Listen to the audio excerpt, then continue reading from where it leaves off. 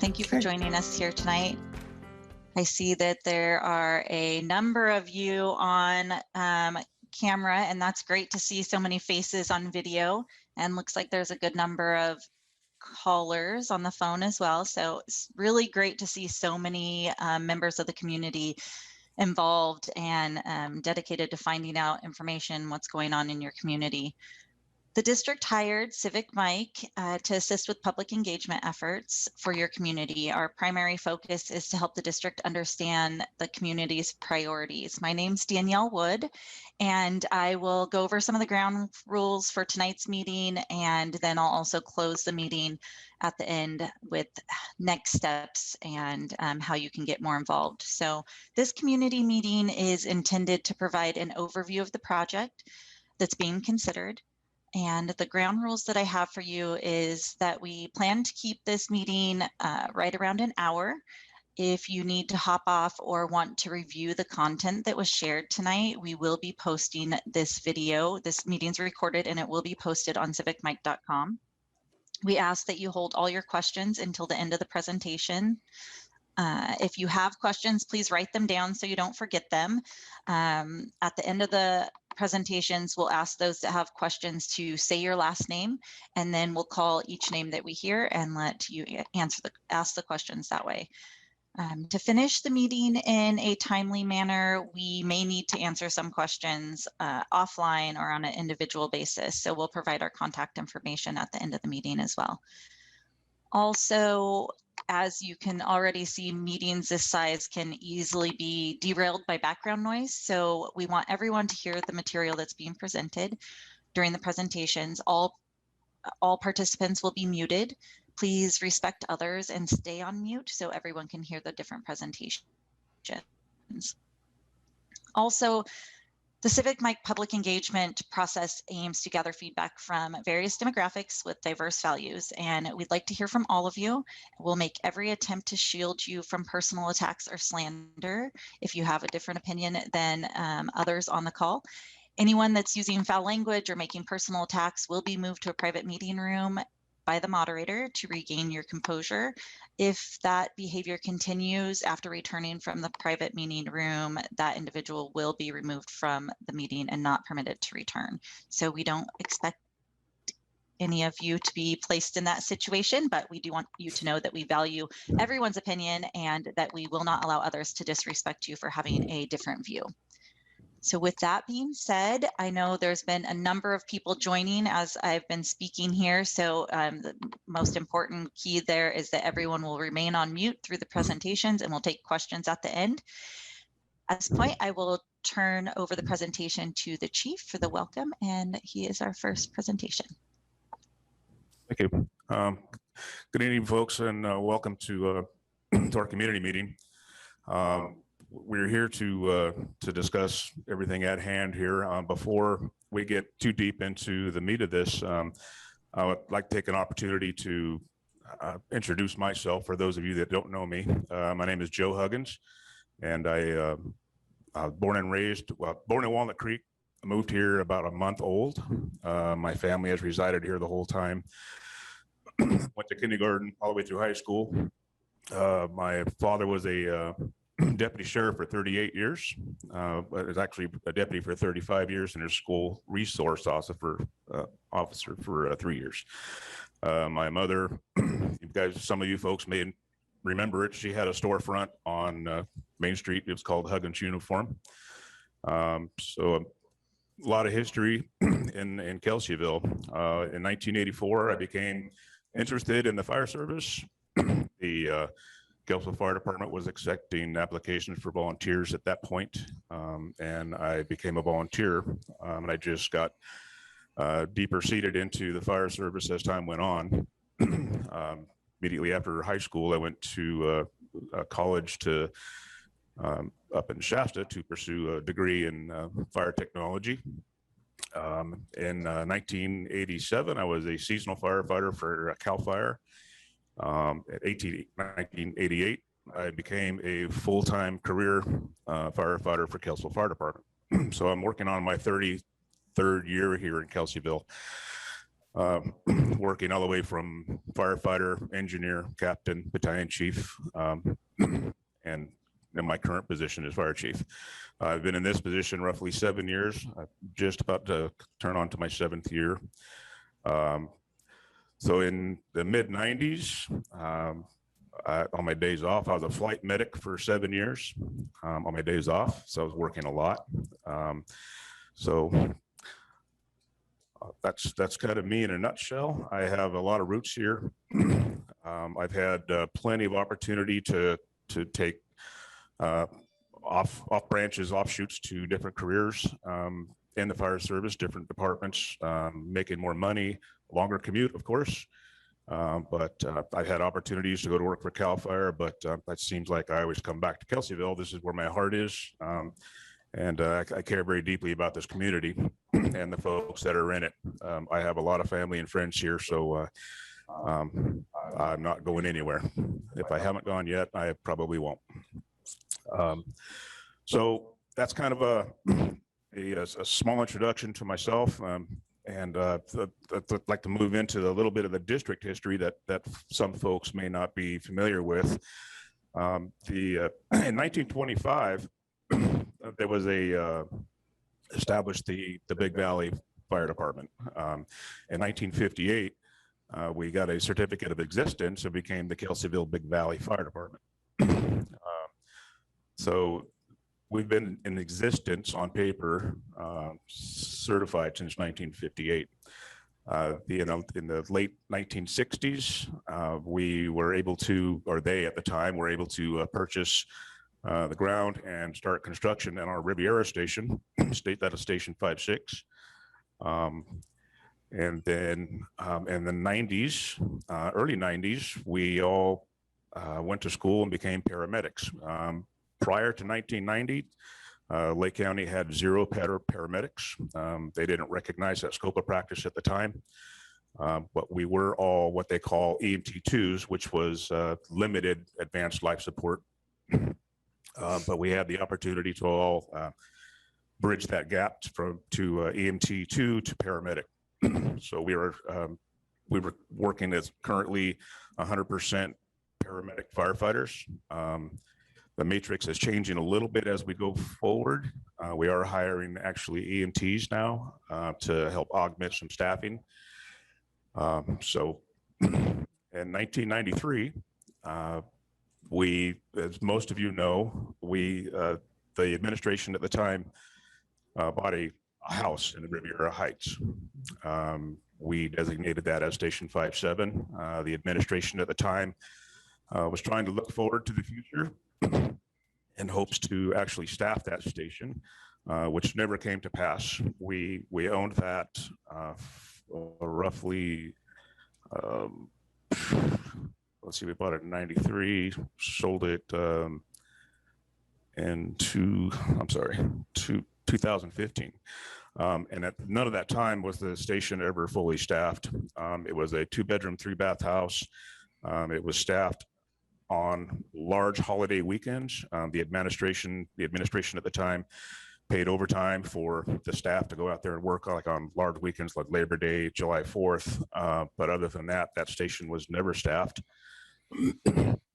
So it was never staffed due to either a shortage or we just couldn't afford to staff that station full time.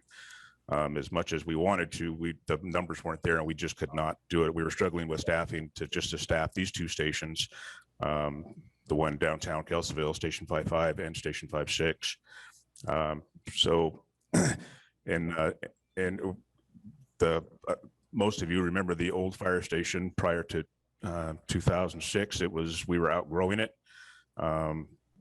It was not meeting our needs. The administration at the time in 2000 purchased the land right next to the older station. It used to be an Arco, I believe, or Texon.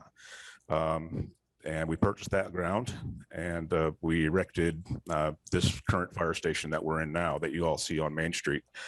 In 2006, the new station was open.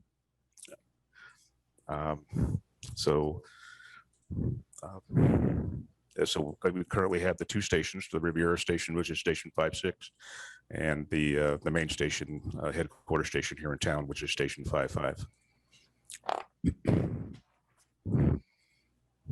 Next slide, please.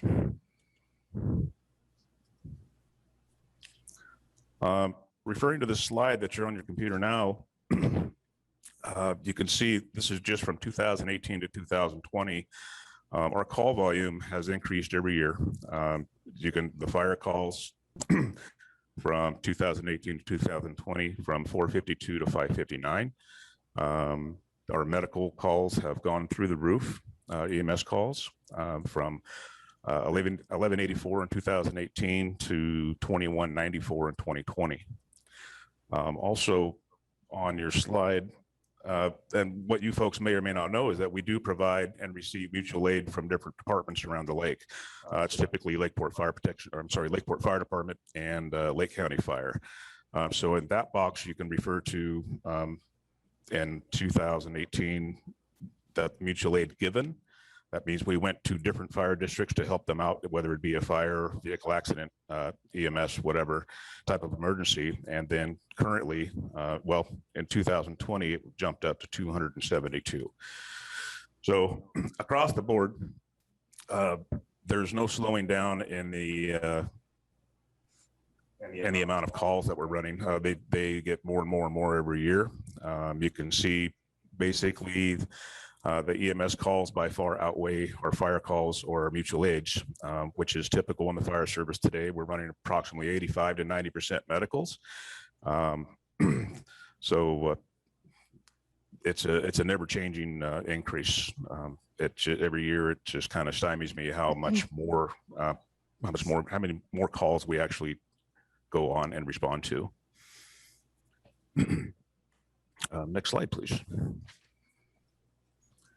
One of our bullet points was in terms of the measure, the new station located in these are future goals. The new fire station located in the Soda Bay corridor, which would be roughly in the Buckingham area. That would obviously give the opportunity to have a station down there, have a staffed ALS engine down there, and have folks actually on duty within a 5-mile radius that would encompass the Buckingham Peninsula, part of Riviera West, Riviera Heights, and Soda Bay proper, clear over to the state park. So it would be centrally located. That's one of our goals. The reason that we're shooting for this particular goal, there are several, but it would reduce our response times to medical emergencies, fires, almost in 3/4. So for an example, if we have a fire at the tip of Buckingham Peninsula, it's going to take an engine from town to reach that incident in about 15 to 18 minutes.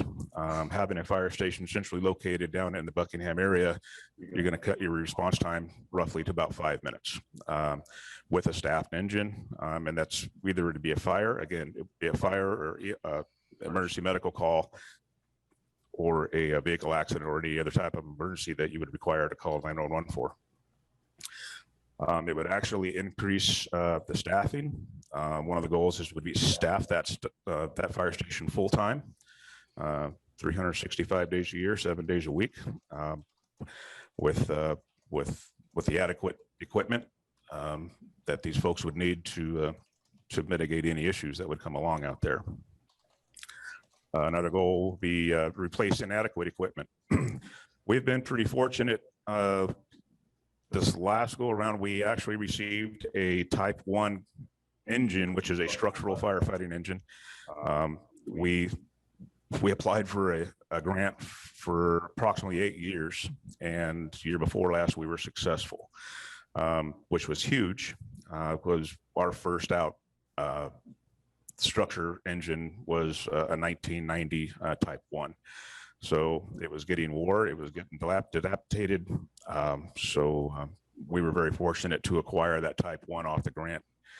And prior to that Type 1, we were able to fund a Type 3 engine, which is solely basically for wildland firefighting. It's a great big tall engine. You see Cal Fire driving them all the time. So we were fortunate enough to acquire that. Our last Type 3 engine was a 1989 surplus Cal Fire engine, and that was our first out engine. So it's a goal of mine, it's a personal goal of mine to make sure that the community, the constituents, and especially my staff have the tools that they need to mitigate any issues in this ever-changing climate and ever-changing world that we're living in, both structurally, wildland fire season, which is upon us now. As we all know, that fire seasons they're getting longer, they're starting earlier, they're lasting later. Things are burning in December. So right now, folks probably know that there was a escape control burn yesterday. It burnt 12 acres, and there's another one today. So fire season is upon us. So one of the future district goals that we have is to replace a dilapidated water tender that we currently have. I'm looking for a tactical tender, something that would carry about anywhere from 2,000 to 2,500 gallons. A tactical tender meaning that it would have firefighting tools on the engine or on the water tender. Have cross lays and hose and adequate staff for that as well. And again, another bullet point is to reduce and improve our response times. Another station would absolutely benefit not only those folks in that corridor, but it would benefit the entire district in terms of resource allocations. So, for an example, if Kelseyville downtown had to leave, I could actually start moving equipment to cover different areas that are uncovered. So an absolute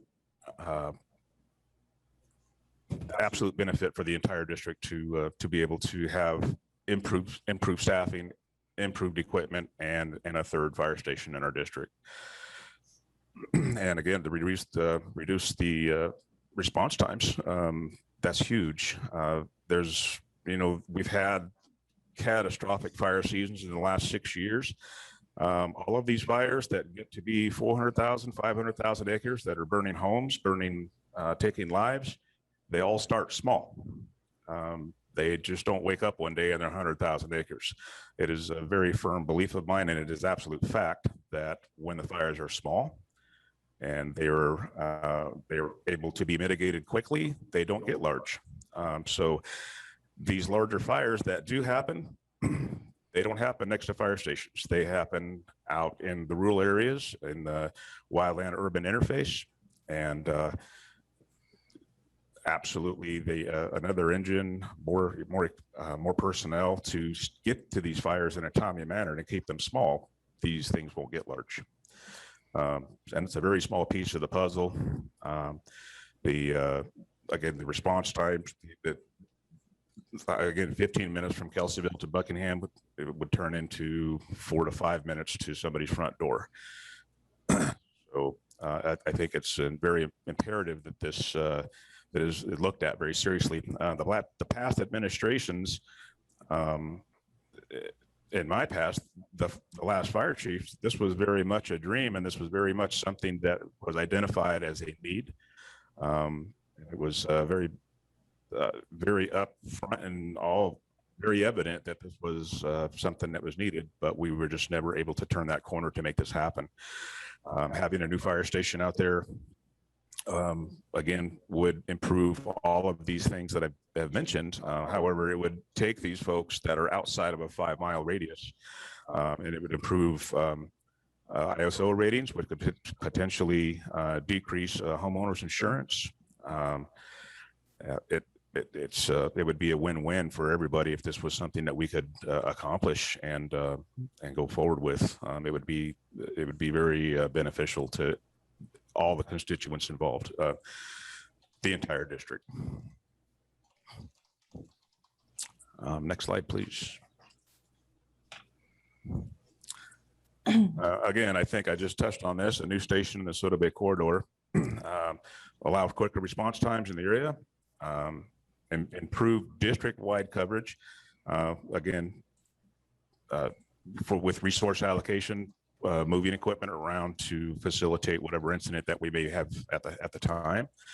Again, the ISO rating, possibly reduce the homeowner's insurance rates for those that fall short of the 5-mile radius. Now, these aren't air miles; these are ground miles. So, how long the 5-mile starts, like on the ground from this station or the Riviera station. We can go into basically the cost estimates. The purchase of a property, we're looking at the 2 lots in the Buckingham area that we're currently looking at. Does not mean that that's where it's going to happen, but we're roughly looking at $160,000 for that. About $100,000 for preparation of those sites for the building. The building of the fire station inside and out, we're looking roughly at about $1.2 million. So this would be, it would have 2 bays on it, looking towards the future, able to house 2 pieces of equipment and make provisions for even more personnel in the future, 10 years down the road, or however this, whatever we would need to mitigate these issues. Equipment for the station, we're looking at a Type 6 engine, which is a smaller, quick attack type of engine, very maneuverable, very quick. And we're looking roughly about $300,000 for a purchase of one of those. Staffing goal of 2 personnel for that, just for that station, is about $400,000. Now that's going to encompass, and I'll turn this over to Chris. Well, we will talk about that shortly. But the ultimate goal is to have 2-0 staffing in the Buckingham area, 2-0 staffing at the 5-6 station in Riviera, and 3-0 minimum staffing for the town station, Station 5-5. Next slide, please.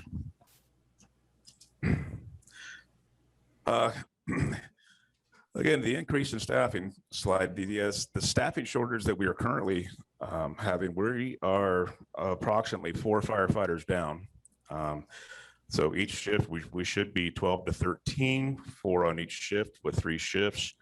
We are currently down. We are actively recruiting firefighters. The workforce is very short. So we're having a hard time recruiting folks. But I'm very optimistic that pretty soon we're going to be up to full staffing where we were before all of this happened. Again, here we go. The staffing goals would include Station 5-5 with the 3-0 staffing, Station 5-6 with the 2-0 staffing, and Station 5-7 with a 2-0 staffing or 2-0 staffing, and that would be again 365, 7 days a week.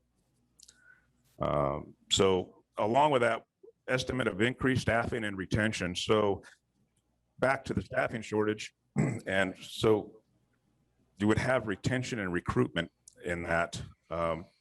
So we need to retain what we have, and we need to be able to recruit also, because we're going to need to be increasing our staffing, approximately 6 folks, probably more as we go on. So retention and recruitment is very paramount.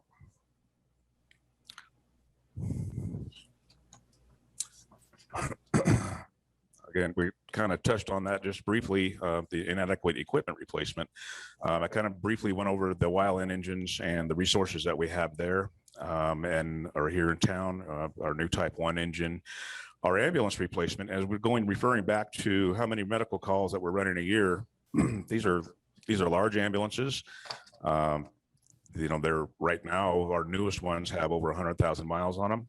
And this is on a constant rotational basis that we are trying to project to finance ambulances.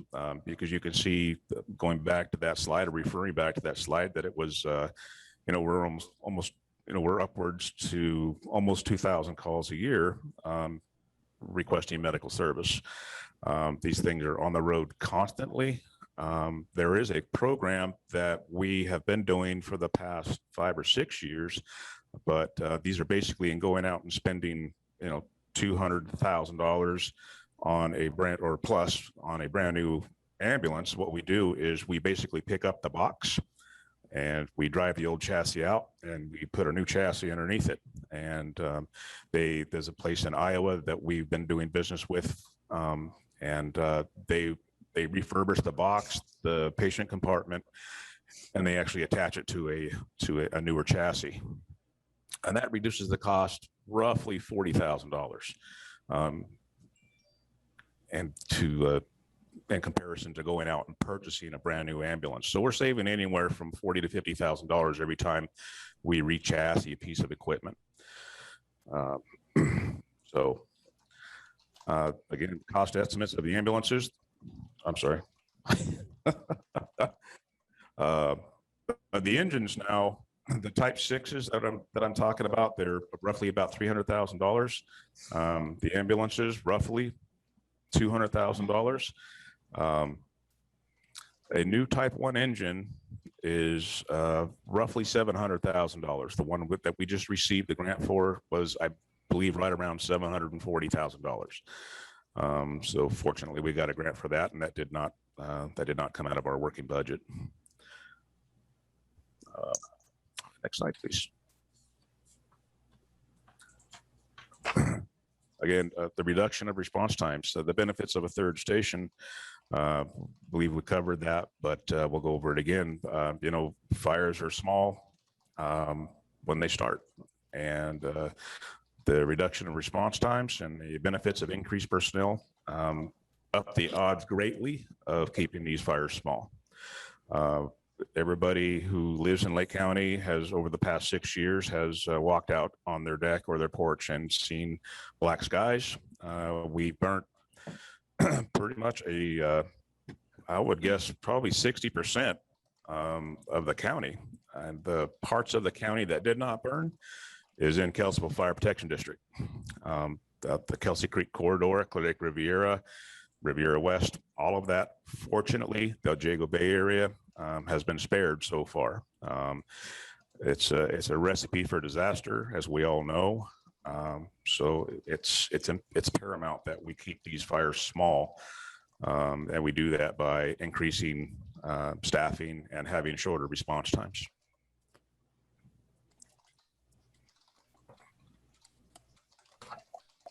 Thank you, Chief. Now we'll turn the presentation over to Sarah Maris.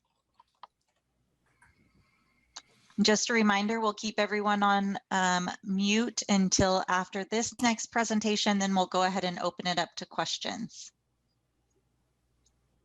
Good evening. Thank you again, everyone, for being here tonight and getting this information that we have to share with you. My name is Sarah Mears. I am a director with NBS.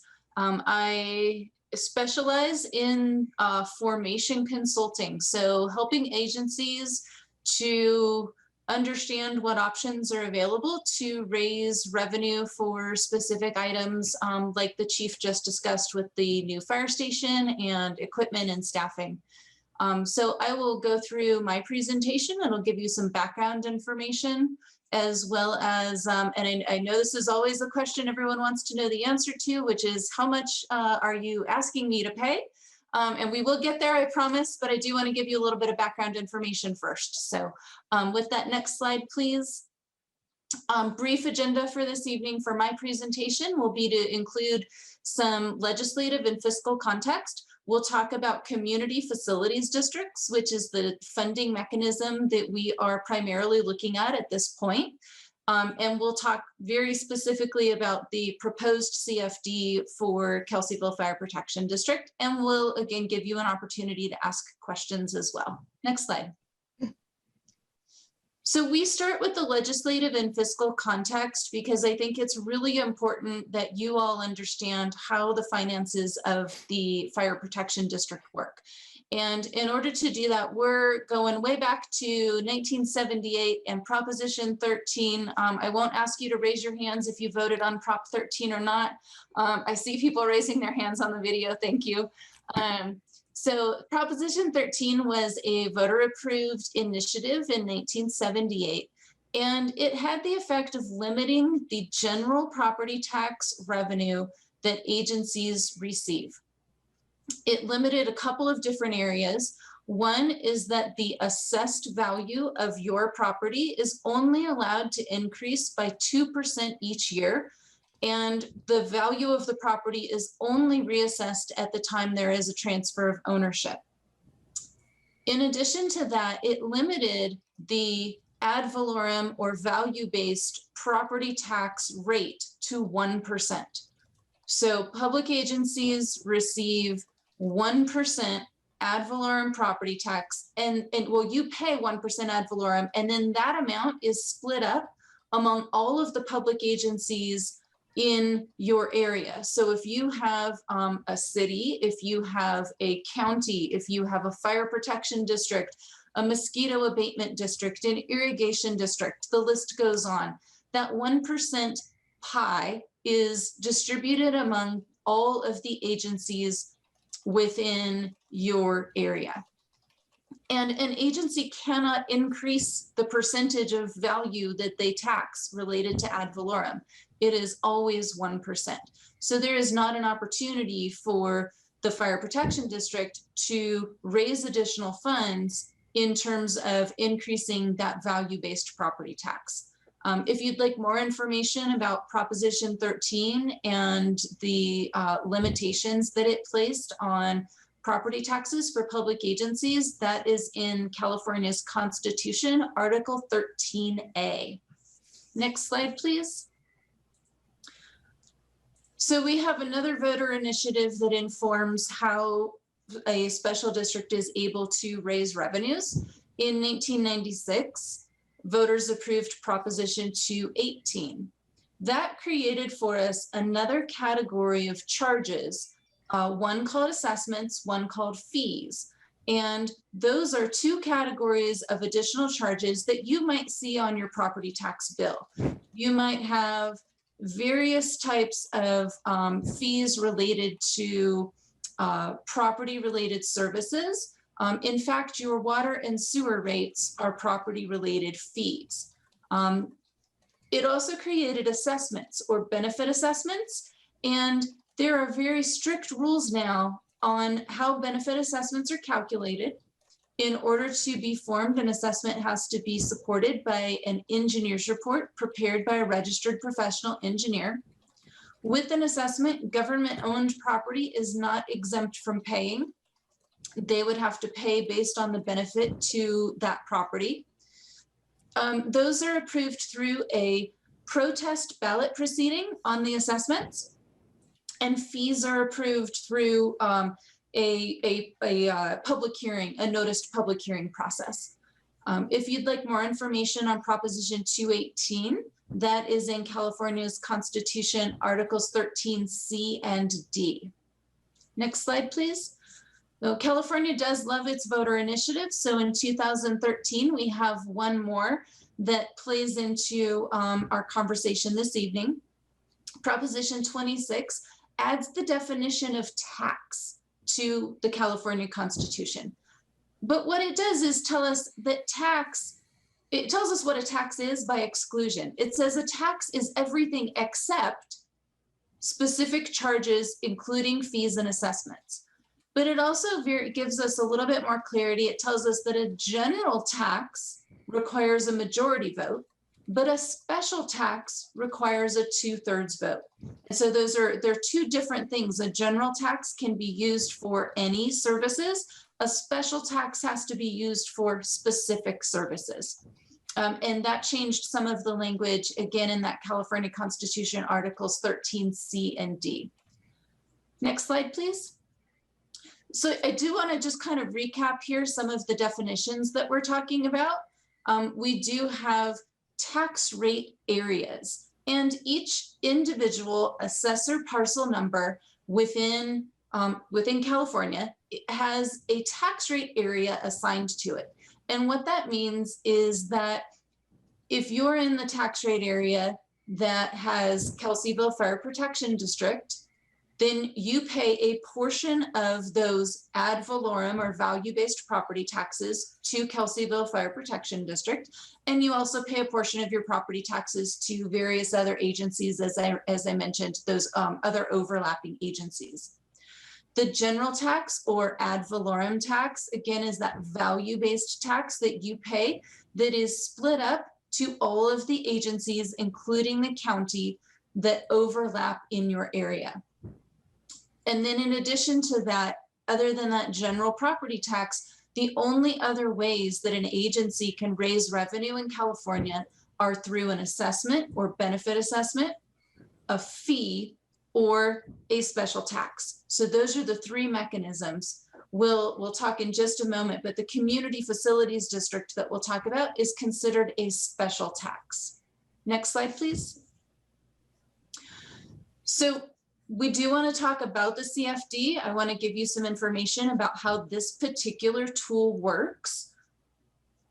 The Mello-Roos Community Facilities Act was approved by the legislature in 1982.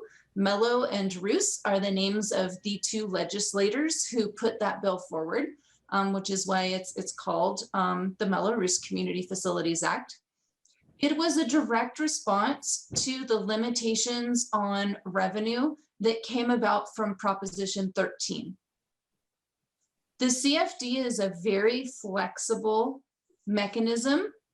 It requires that we prepare a reasonable special tax methodology. And it is, in this case, going to be approved or would have to be approved by 2/3 registered voter approval. So there's a high bar there. We do need to go out to a vote of registered voters within the boundary of the Community Facilities District. And those registered voters have the opportunity to cast their ballot in favor or in opposition of the measure. And we do need 2/3 vote of the returned ballots in that election. If you'd like more information about the Community Facilities Act, that is in California Government Code section 53311 and following. But I will give you a little bit more information here tonight about some of the features. Next slide, please. So the CFD is not benefit-based. There's no requirement that we structure the special taxes to be based on special benefit received.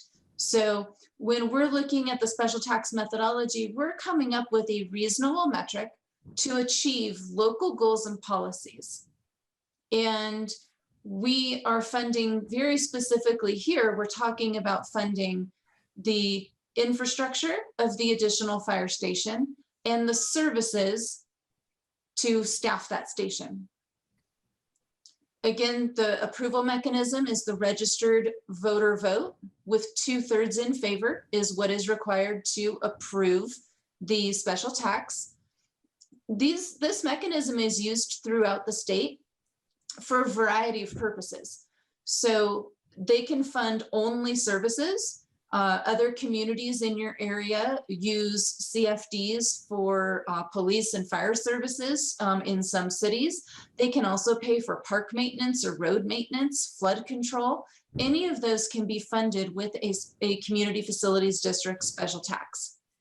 They're also used and can be used either instead of or in addition to pay for facilities. And typically what that means is that a public agency will issue some debt to be repaid to finance some infrastructure, whether that's parks or open space, a flood and storm drain protection system, water and sewer facilities. I was recently involved in a project where bonds will be issued within the CFD to finance needed improvements to very, very old library buildings.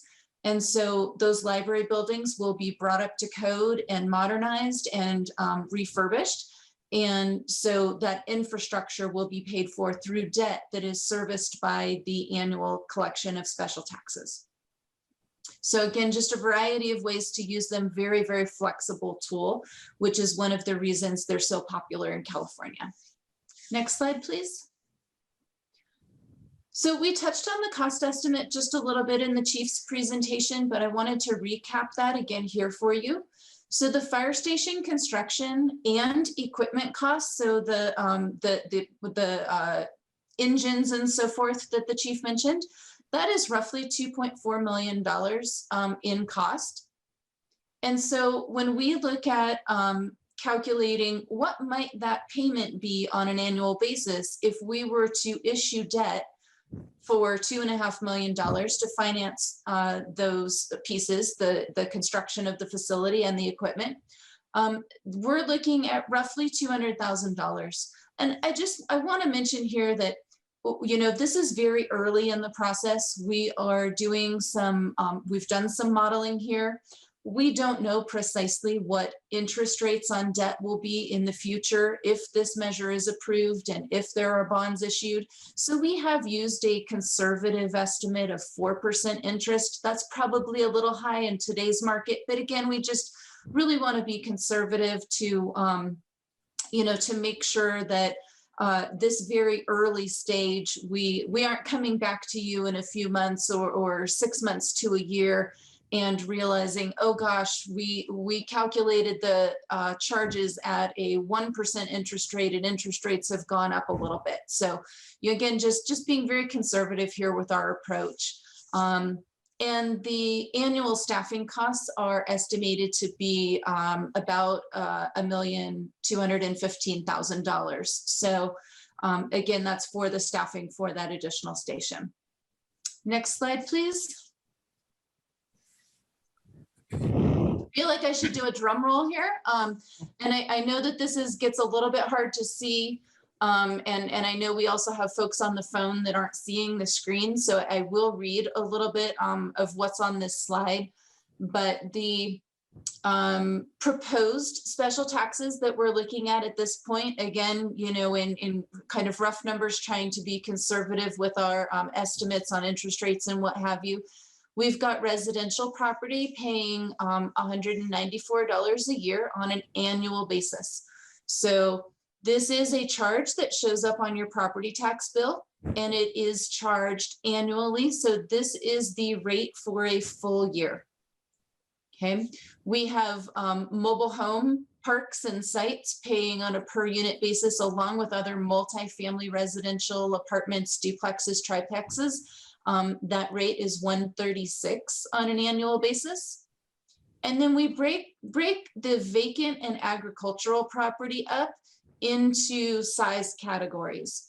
So we're looking at categories of up to 5 acres, greater than 5 and up to 10 acres, greater than 10 and up to 50 acres, and greater than 50 acres. So trying to recognize that larger property that is either vacant or agricultural would pay slightly more. And so for vacant property up to 5 acres, again, I know you can read it. I'm trying to read and share this information with the folks on the phone too. But the vacant property up to 5 acres, we're looking at $49 per parcel per year. Vacant that is 5 to 10 acres is $97.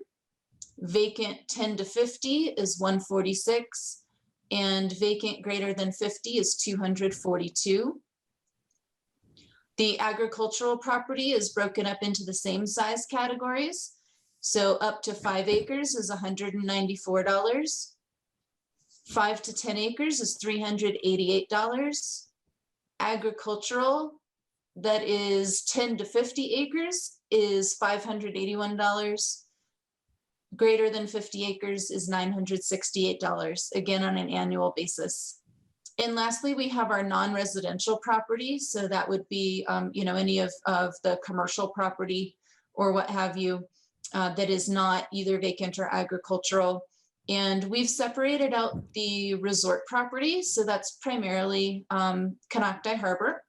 And that would be levied on a per acre basis. So that's $194 per year. And then we break up the other non-residential property into building square footage sizes. So we're looking at building square footage of up to 2,500 is $388.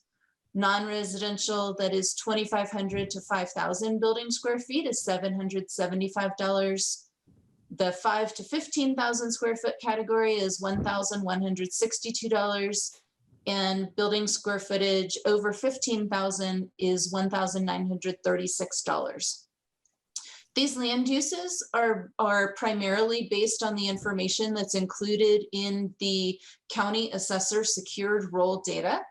And so that is the same information that is used to value your property for the general ad valorem property taxes. And so that office keeps a file of data on each individual assessor parcel number within the county.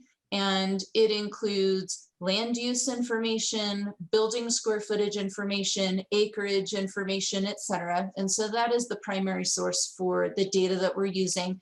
We look at all of the individual assessor parcels within the boundary of the Kelseyville Fire Protection District.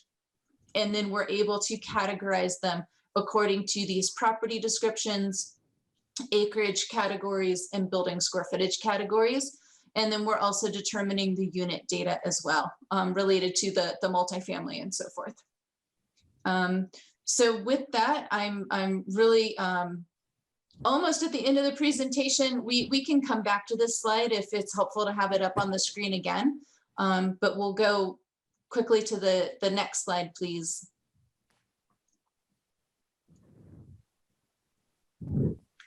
We'll leave you with some questions and comments, time for that. I do want to mention next steps, that this is a very early part of the process, but I wanted to just talk about the CFD formation process itself.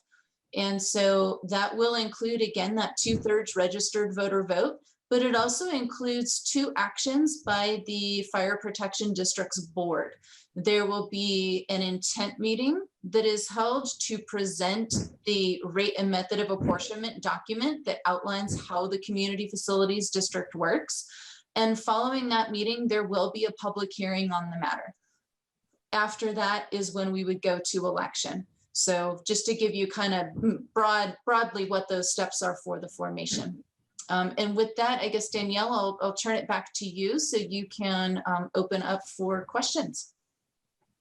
Yes, thank you, Sarah. Okay, so quickly before we get into questions, just acceptable behavior and interaction guidelines. We ask that only one person speaks at a time and no one interrupts. Please say your last name when we ask, and I'll call on the name that I hear first. Express your views rather than others. Listen carefully. Please remain open-minded. Do not make personal attacks, and also please avoid grandstanding. We have a lot of people here on the call tonight, and I'm sure a lot of questions. So let's try and get through as many of those questions as possible. So *6 will unmute you if you're on the phone. And go ahead and say your name, and I will call on the first person. All others, you can unmute. If you're on the computer, you can unmute in the bottom left corner.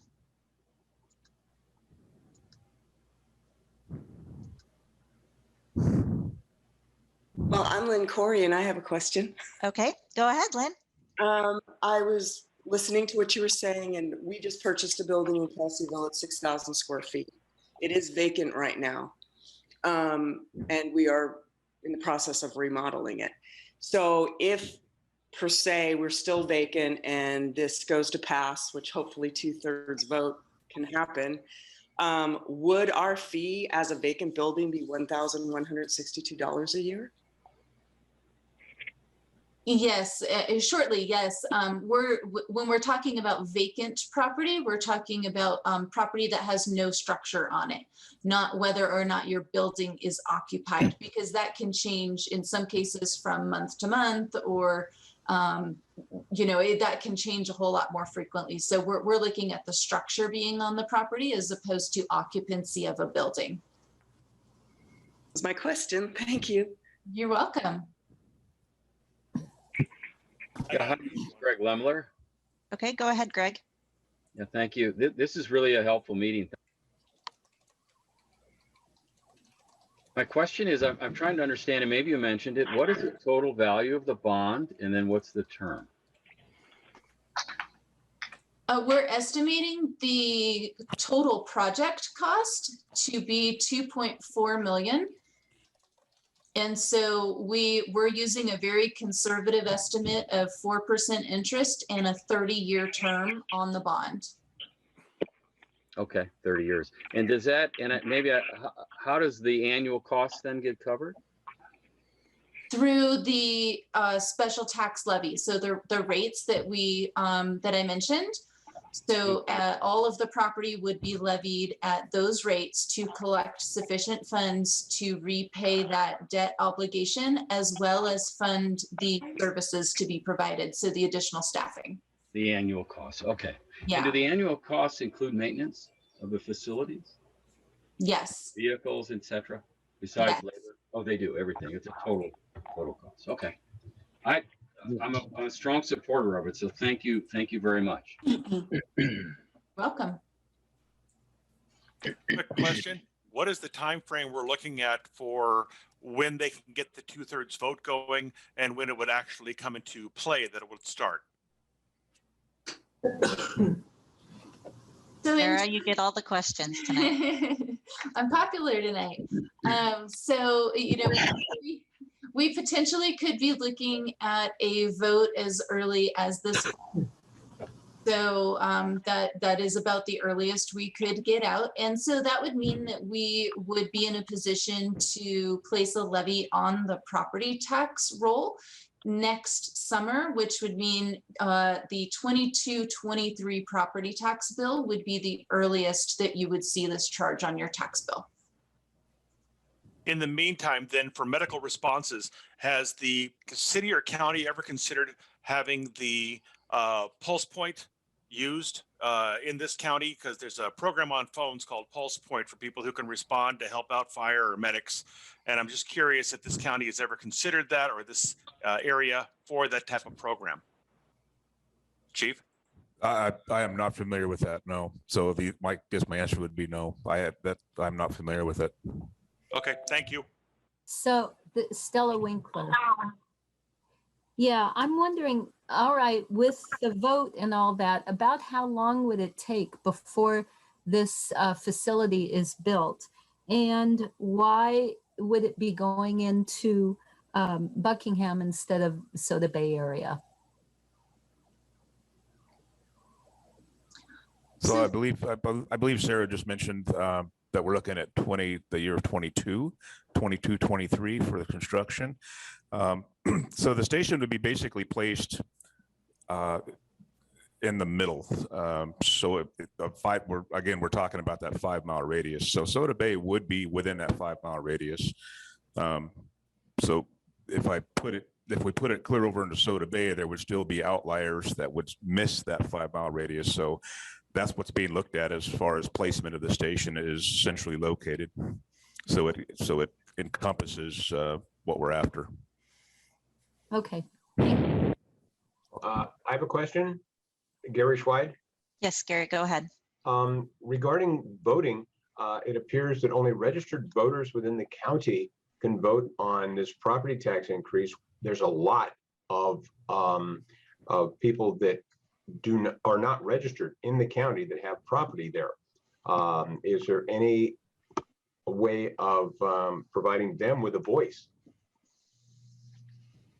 Well, we are fortunately or unfortunately, depending on your perspective, we are stuck with California law in this matter. And California law very clearly tells us that if we have more than 12 registered voters within the boundary of the community facilities district, we must have approval by a registered voter vote.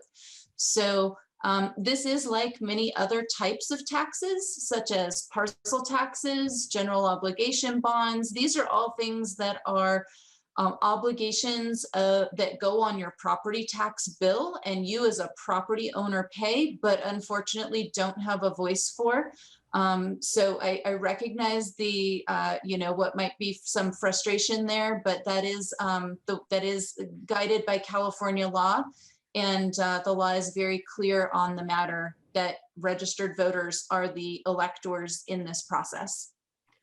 Sarah, I'd just like to add to that real fast, Gary, that, well, if you're not a registered voter, you do not get to make the ultimate decision. We will talk about, when we close the questions here, some opportunities for to be part of a working group and how you can help to get others to take the survey and engage the community to really make sure that the district hears from as many voices as possible on the support or the lack of support for this project. I want to make clear that I am in favor of fire and police protection. And so that's not the issue. It's more of an issue of representation. However, my other question is, do we have a guarantee that these funds are going for nothing other than this fire protection project? I mentioned this is a special tax, and as a special tax, the funds must be used for the purposes that are specified. So in this case, it would be for the fire station and the staffing and so forth. The facilities and services would be listed in all of the formation documents, and there are reports that are required to be filed with the board of the district on an annual basis that show the funds that are collected and expended. So there is accountability on that issue. Thank you. You're welcome. Hi, this is Chris Welch. I'm sorry, we'll go with Chris and then Julie next. I'm Sarah, and Joe, I'm just confused a little on Joe's slides. I thought it showed the staffing of the new station, I think at like $300,000 or $400,000 additional a year. And on Sarah's, we had like a $1.2 million staffing. Is it just a different figure because you're talking about different, I don't know, total staff for the department and the other one's just for the additional station, or what? It just seemed different. So I think two things. One is that the total services cost includes both staffing as well as maintenance and other operating costs. So it wasn't meant to capture exactly the same thing. So Okay. And I don't know if maybe the slide, without going back and looking, there may have been some information that was on a per person basis or per 2 people basis. Yeah, I thought it was 2 people, yeah. 365, So that's 24 hours a day. So that's 2 people for 1 shift. We have 3 shifts. So we would need an additional 6 people for 5/7. Oh, I'm sorry. I thought that was, it seemed low for the 24 hours a day, 365, but I was confused by why it jumped up. Okay. And that would also encompass staffing to augment staffing on the other 2 stations as well. Okay. Thank you, Chris. Julie, you have your hand raised? Yes. First of all, why is the rate for multifamily and mobile home parks higher than residential property owners? Second question is, why so much for 2 lots? 160,000 for 2 lots seems very high. So the rate for the mobile home and multifamily is $136 per unit. The rate for single family residential property is $194 per unit. So that would be per unit in the triplex would be each unit of the triplex. Correct. Okay. The other question was 160,000 for 2 vacant lots is a lot of money. So we kind of overshot this a little bit because we have no idea what the property values are or what they're going to be or exactly where the lot is going to be. We have an area that we would like to purchase for this project, but the availability of that is still unknown at this point. So that was kind of a ballpark figure, if you will, just going with current properties in that area. So that's kind of where we're at with that. And one final question, there was, when the fire station or the house at the bottom of River Heights Drive was sold in 2016. What to the approximately 150,000 that the fire district got from that sale? Is that money available to be applied to this, which it should be? At the time, when we had made the decision, the last administration made a decision to actually sell the house. Funding was very critical within the department. There was a lot of debt that was to be done. Every employee at the time took a 13% pay cut, and it took us 3 years to recover that. So that money did help augment projects that were unfinished, maintenance that was taking place at the time we just could not afford. So to answer your question, no, that money that from the sale of that house has been used. Okay. Thank you. Thank you, Julie. Bill, you have a question? Yes, I thought when we talked the last time that we had talked about whether it had to be a brick and mortar station or if it could be a modular structure. And I think what we heard today would it be cost 1.2 million to put a building there. And I'm just, is that include the property, buying the property, or is that just the structure itself? That would be the structure itself. Why wouldn't a modular building be considered? So Bill, what we did was we went out and looked at like buildings. We've had different fire stations throughout different counties, and we did like cost comparisons. And just basically, and fairly new stations as well, but what basically it took for those districts to get to where they are with those buildings, and it was right around in that ballpark. So Okay. when the property is going to be erected, you have to plan for future. That's why it's going to be 2 bays instead of 1, in hopes one day down the road, 5-10 years, we could staff an ambulance out there or another fire truck or something that would otherwise facilitate our needs in that area. So we have to build with the future in our mind. A garage would facilitate something right now, but the sustainability of that would just be overwhelmed within, a year. Well, I live in the area on Westlake, and I was just concerned because I know we had talked the last time we had a conversation about possibly a modular structure. So 1.2 million is right for a brick and mortar.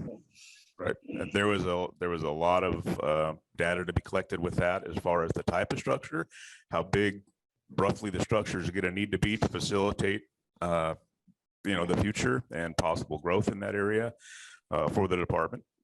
So all those things have to be taken into consideration, and I'm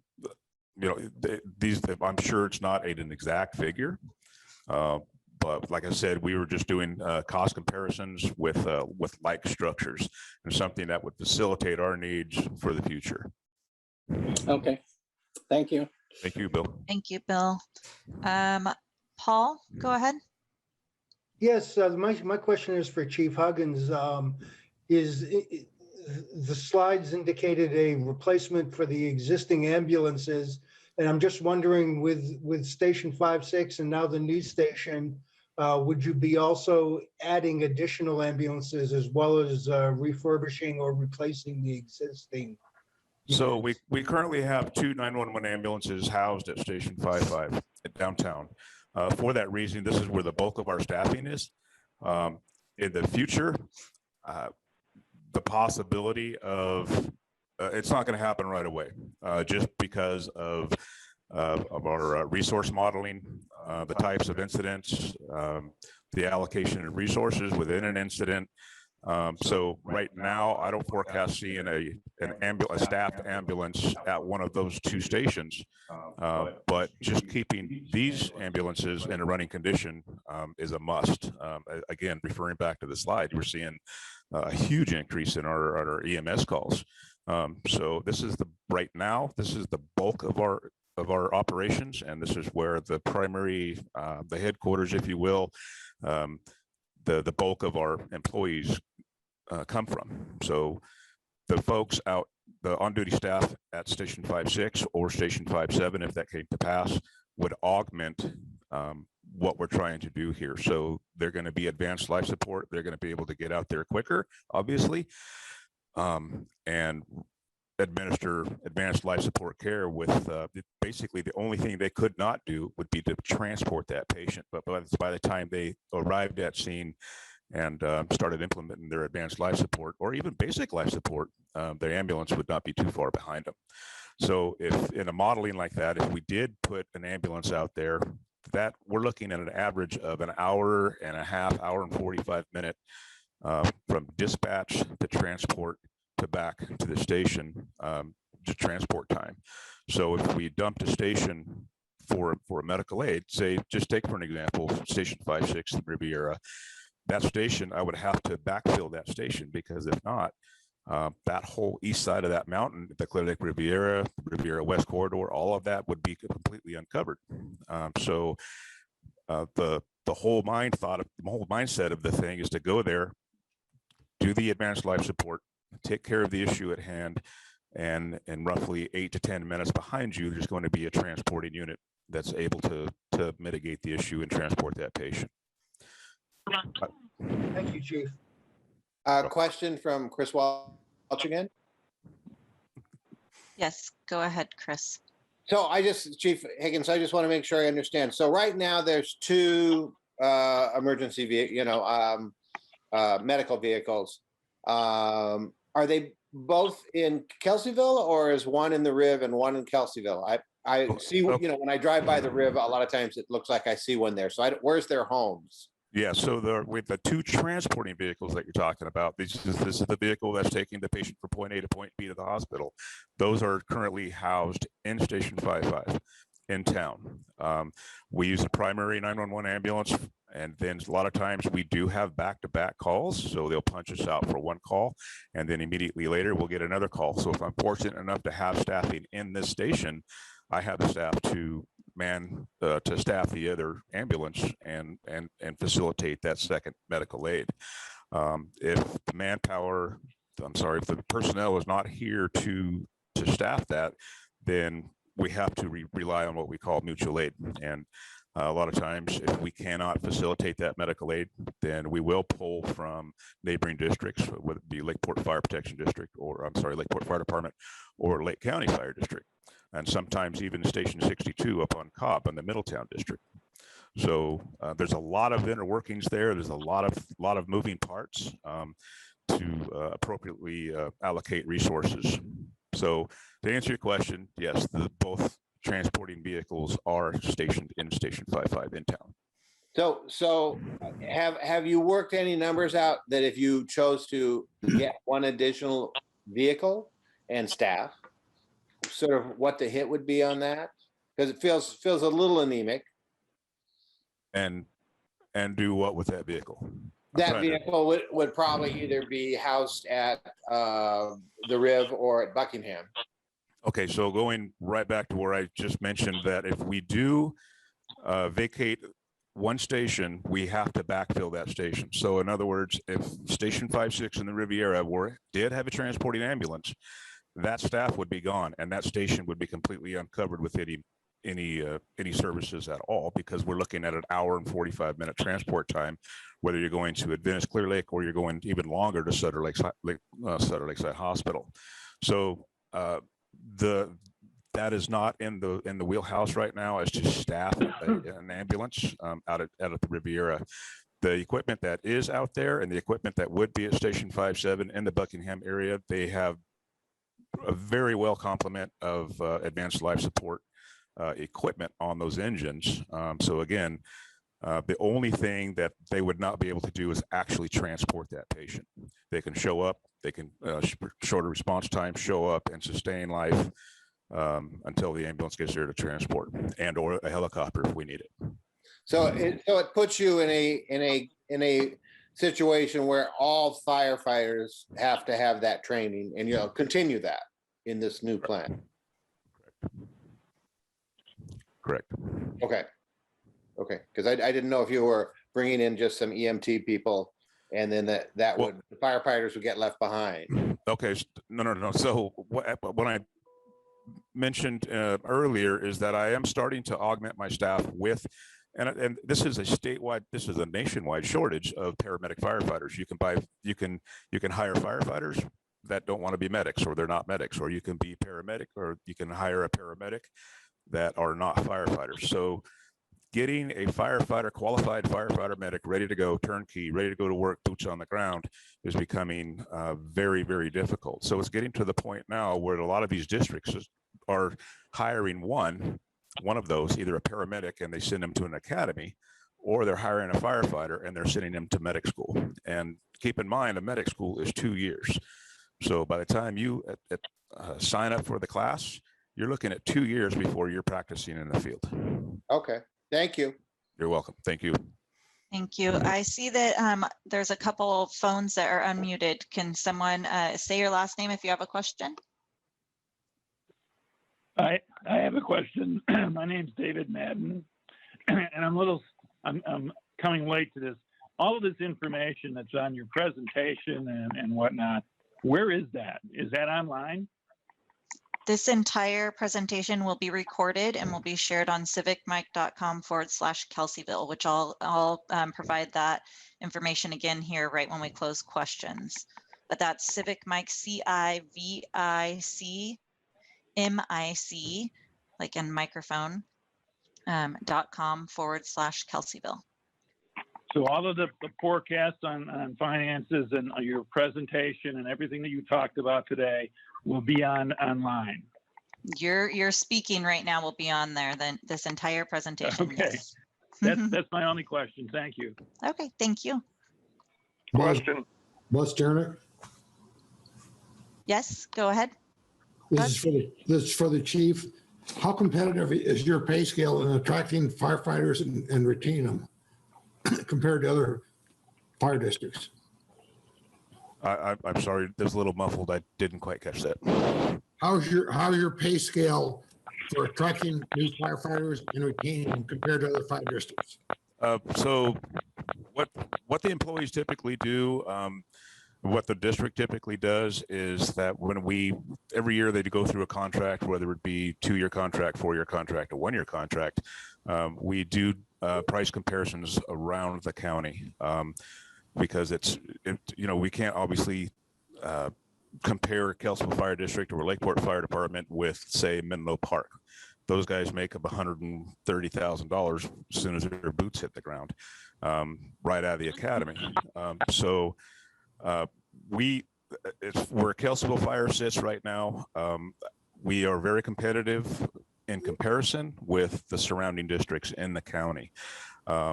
I would like, just for, again, recruitment and retention, just like any other entity, whether it be the sheriff's department or anything else, I don't want to become a training ground and have folks show up and train them to our standards, to the minimum qualifications, and have them go over the hill to Napa County. The sheriff's department experiences that every single year, just by going to a different area, they can make a lot more money. So it's very, very important, again, for that retention and recruitment. There's folks that want to be here. There's folks that want to live here. There's folks that want to work here. But if the retention is not there and the recruitment is not there, then they just bypass us and go to a different county. So again, staying competitive with the other districts, that's kind of the key here. I would like to increase these folks. Right now, they're working 72-hour shifts, and they're supposed to be working 48-hour shifts. So these folks are very dedicated. The folks that I do have, they are very dedicated, and I would like them to remain very competitive in the fire service pay scale. Can you have inmates that work for Cal Fire? No. And even with that, the inmate program is diminishing rapidly. There are camps all over the state of California that are currently either closed or are closing. So the Susanville Susanville prison, they're closing next year. And that is the spawning ground for all of the inmate crews throughout the whole state of California. And with that facility closed, Cal Fire is in a dire straits as far as inmate crews, which is very unfortunate. Inmate crews are the backbone on a wildland fire. They're very, very hardworking individuals. But this is the sign of the times. And this is this is beyond me. This is a Governor Newsom state of California issue, but it actually trickles down and affects us directly. So what they're trying to do, from what I understand, is augment those the inmate firefighters with seasonal firefighters, and that's a transition that they're currently going through now. Thank you, Chief. I think we have some questions in chat as well. What I'm going to do is, because we are getting short on time here, if you've asked a question, let's go ahead and see if we can get some questions from others instead of the same people. I know there's a lot of questions out there, but I'm going to read one in the chat real fast. The question is, has the group negotiated the top homeowners insurance providers to offer residents in the area a discount? If not, why not? I don't believe that's something that the fire department handles. So that's not something that's under their jurisdiction. And does the annual cost stay stable over time, decrease? What happens if the cost increase? Sarah, would you like to answer that?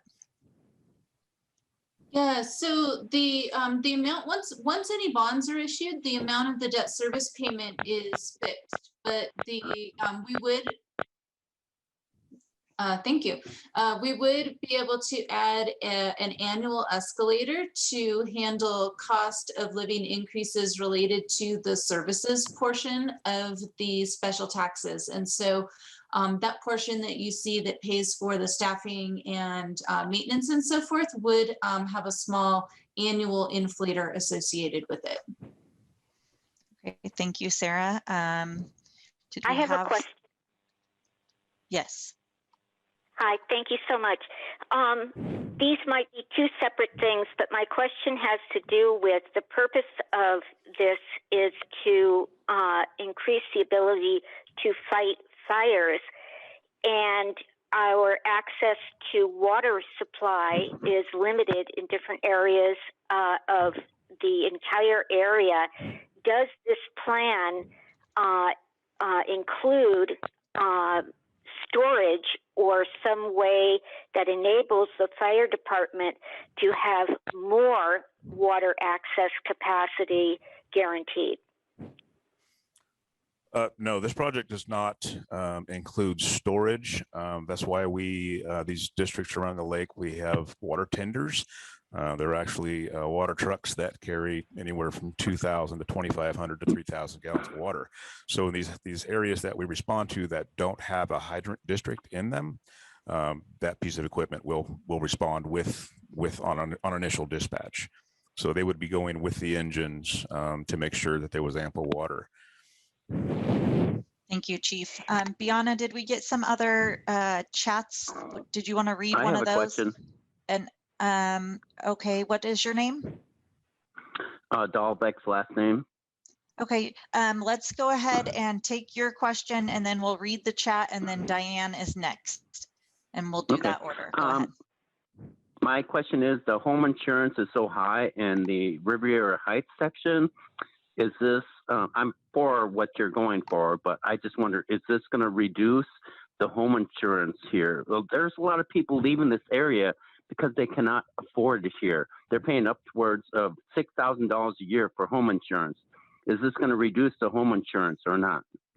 So there was multiple meetings that we've had. This is not the silver bullet. This is not the fix-all for the insurance companies. The insurance companies are, this is definitely going to help.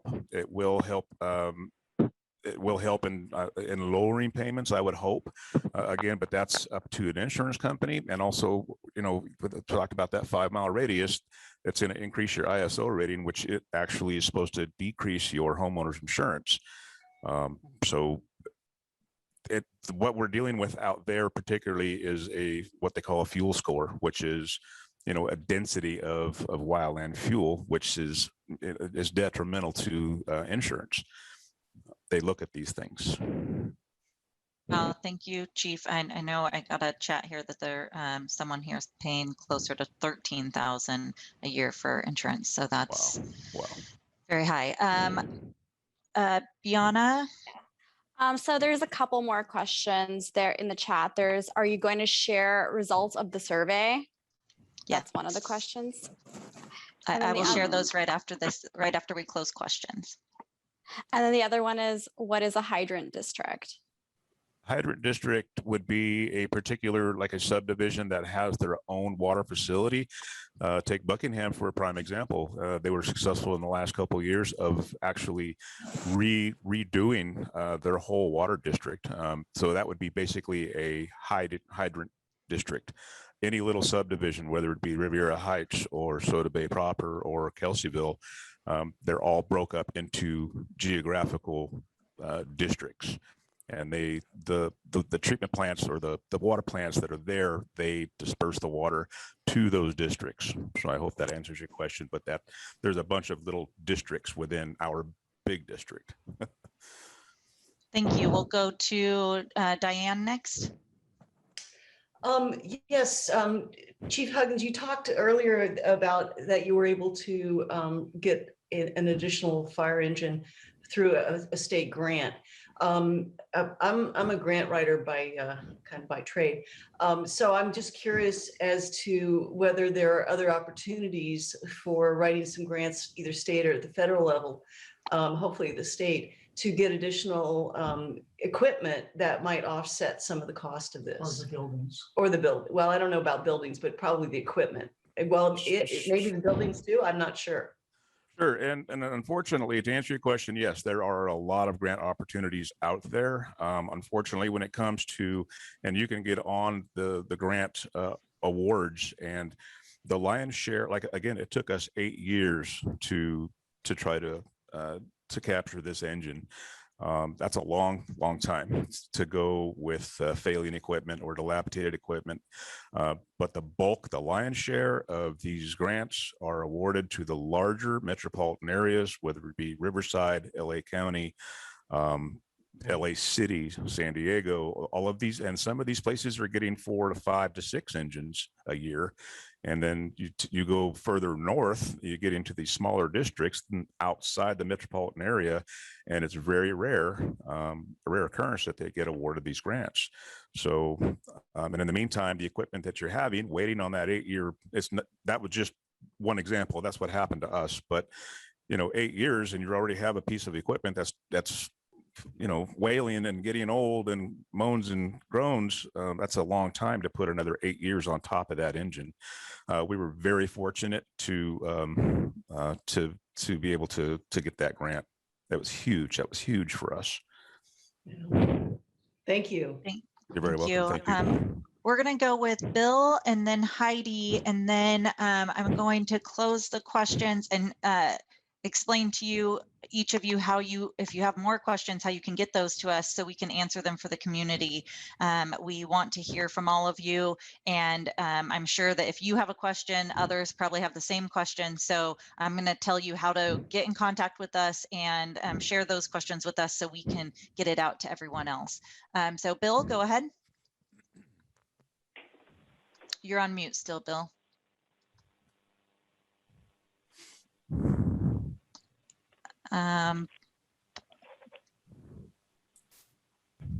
Bottom left corner is your microphone. I'll go ahead and go to Heidi, and Bill, you can just take yourself off mute while she's asking. Go ahead, Heidi. Good evening. Thank you for taking the time out of your evening to do this. I'm a local realtor here, so I'm well aware of the insurance. But I wanted to touch on the subject of, you were talking about putting this new firehouse in Buckingham and it not having an ambulance, if I'm understanding this correctly. Would it make more sense at this time, if we're going to go in and ask people for money, to put an ambulance, prepare for the future, put some money in there for an ambulance for this firehouse? Is that something that, because we were talking about turnaround times for EMT stuff and paramedic stuff. If the ambulances are still going to be in the town of Kelseyville, I laid on the ground with a kid who had to be airlifted, and trust me, 18 minutes is a long time when you're with somebody who is really critically injured. So I'm just wondering if that was somewhere into the future of having an ambulance or, the paramedic services also in Buckingham. Thank you. Well, thank you. The paramedic services absolutely will be in Buckingham. And having an actual transporting ambulance in Buckingham, again, if you're robbing Peter to pay Paul at this point. So if you have, because if they were committed to a transport to Sutter Lakeside Hospital, well, you know how long it takes to drive from Buckingham to Sutter Lakeside Hospital and then back. That's including paperwork, patient care, the whole thing. We're looking at an hour and 45-minute, 2-hour turnaround. But at that point, you're robbing Peter to pay Paul. So we have a staffed ambulance here, an ALS engine out there who is able to get there to administer the advanced life support. And because it takes time to do some of these things, start IVs, administer meds, put the splints on, backboards, the whole thing. And that time goes by pretty quick when you're out there doing these things, waiting for the ambulance. And again, the ambulance comes from Station 55 in town, and we're looking at a 15-minute response time. So by the time that engine gets to wherever they need to go in Buckingham, they start administering their advanced life support care. That ambulance is going to be there, and the patient's going to be ready to be packaged up and ready to go by the time that ambulance gets there. So excellent. Thank you for the clarification. That really helps. Thank you. You're welcome. Okay, thank you. Bill, you'll be our last question. Okay, thank you.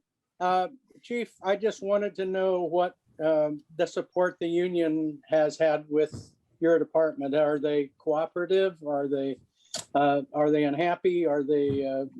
Is it hard to retain people? Or I've been in business for 40 some years in this county, so I know what it's like to run a business and have that problem. So just curious.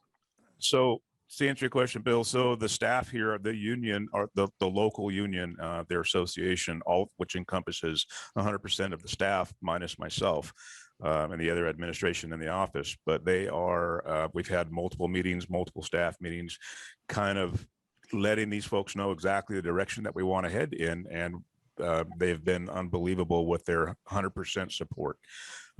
They see nothing but good things coming out of this, and the ability to actually have staffed stations 100% of the time is an absolute luxury. It's not a good deal to work beyond duty by yourself. Like out in the Riviera, coming up through my career, I can't tell you how many structure fires, car fires, medical aids I've gone to by myself. And it's not fun. And these folks do it on a daily basis.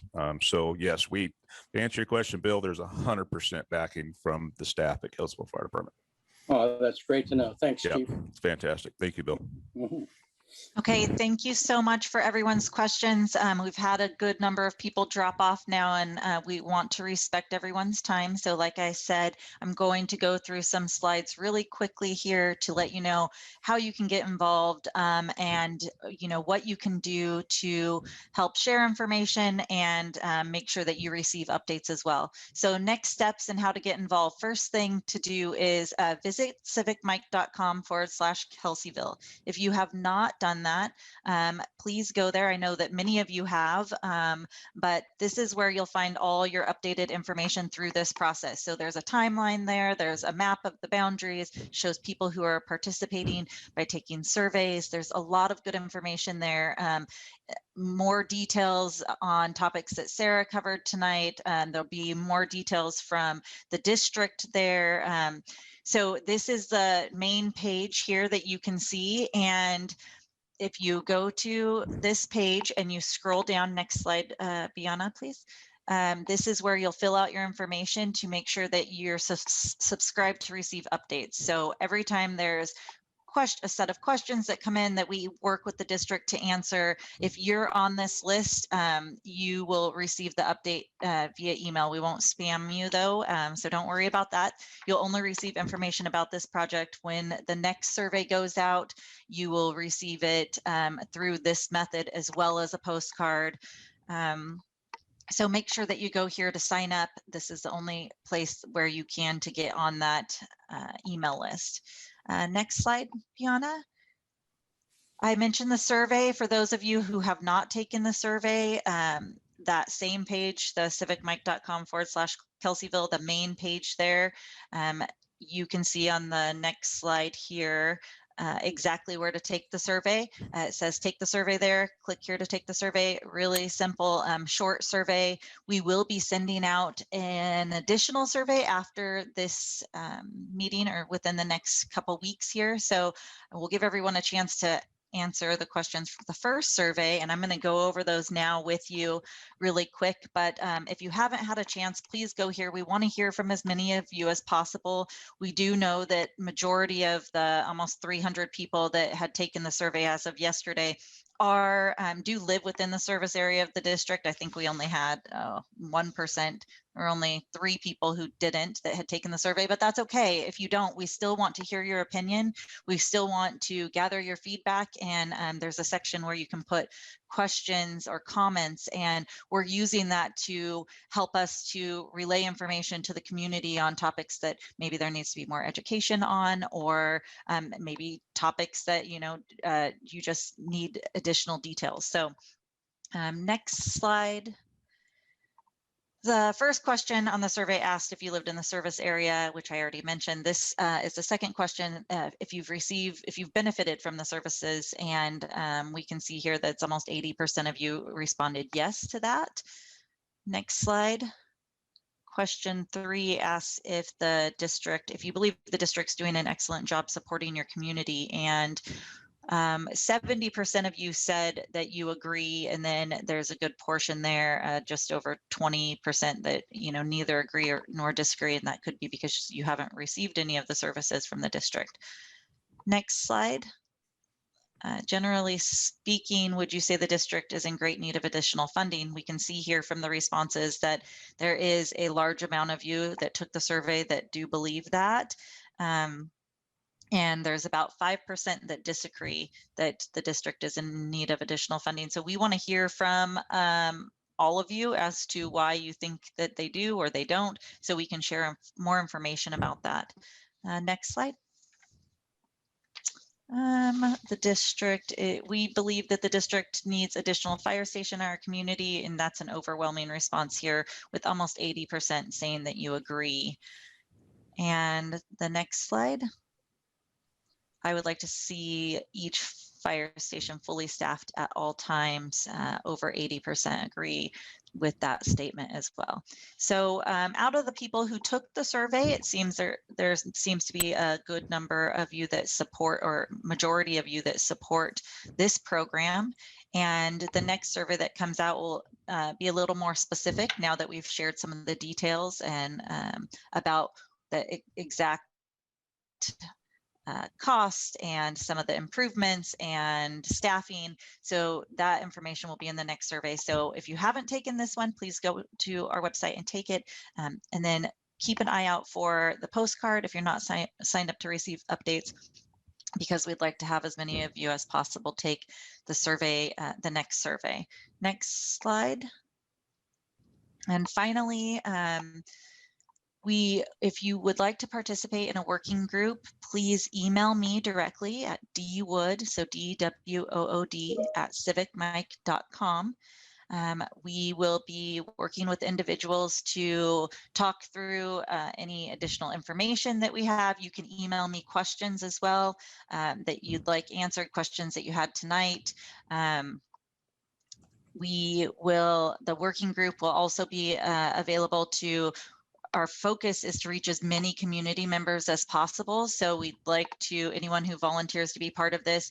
It will be a short commitment, just about a month time period, and a little over a month. And we would like to have as many of you participate as possible, so you can reach individuals in the community that maybe weren't at this meeting tonight, or that you talked to and haven't heard about the survey or haven't heard about this program. The district is really interested in making sure that they are doing what the community wants and supports. So that is why we have gotten involved with CivicMic.com to reach as many people as possible. So we want to look around at the members on this call, and anyone that you know that's not on this call, we want to make sure they're at the next meeting.